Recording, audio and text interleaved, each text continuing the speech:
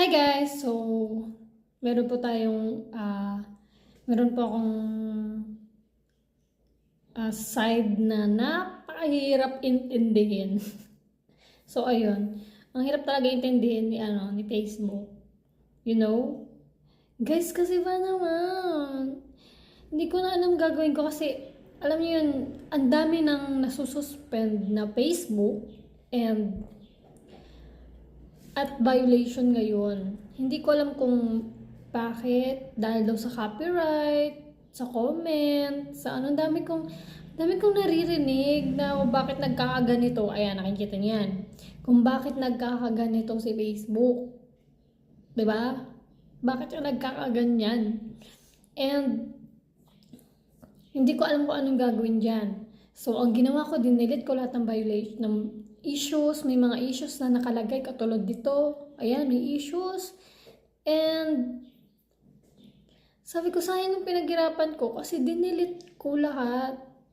I mean, dinilit ko yung ibang mga video para mawala na yung, para mabalik lang yung monetizations.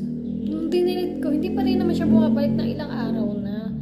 So, sobrang na-disappoint ako and nawalan ako ng pag-asa na gumawa ng content sa Facebook.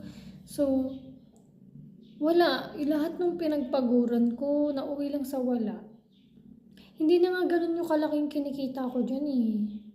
Ang inaano ko na lang yung mga views. Kaso nung na-delete ko yung mga issue na yun, nawala yung mga views ko, yung mga likes ko. As in, nawala guys. Hindi ko na siya tinuloy kasi baka nga maban na ako.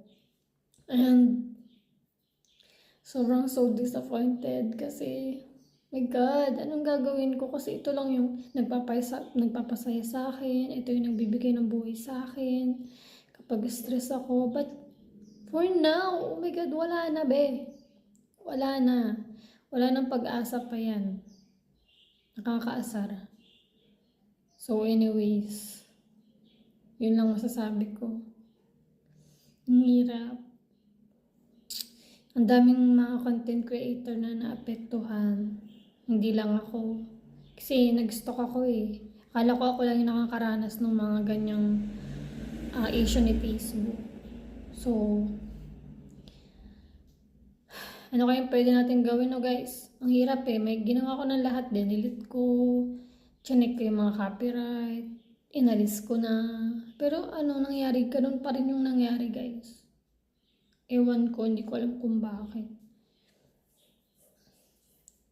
Need natin masolusyonan to. Kasi ang hirap. Yung iba nga halos ang akin lang naman guys, nakaka-crop top lang naman ako. Tsaka shorts. Yung iba nga halos nakapantin eh. Yung iba nga halos parang naguhubad na, hindi nila sinususpend. Pag ako sinuspend nila, wala naman akong ginagawang masama, sumasayaw lang naman ako. Nakakaloka. So ayun. Kasi nung una nag-blackout yung Facebook, 'di ba? After nung nag-blackout siya, lahat ng Facebook and Messenger nag-log out. So, ayun, parang pagbukas ko, meron na siyang suspension, meron siyang suspended. 'Di ba? Hindi ko alam kung bakit. Parang ang unfair para sa akin kasi sobrang tagal ko na nagko-content, nag-upload. Lahat yung pinaghirapan ko ng ilang taon. Tapos mauwi lang sa wala. I'm so very, sad. Why like that? Diba?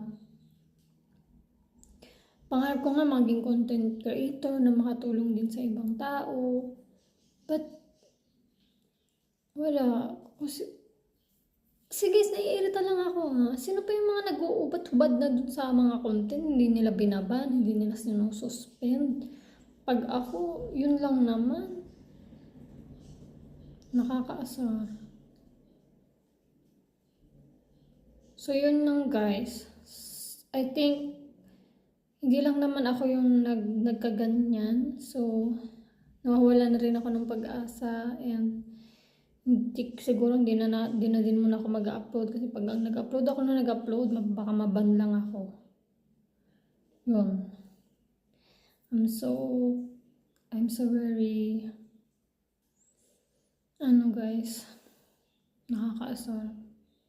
So, yun lang guys. Thank you so much po sa pag-watch and magpatuloy pa rin po tayo sa laban. Dito po tayo babawi sa YouTube. Sana mag-success tayo sa YouTube. Yun lang guys.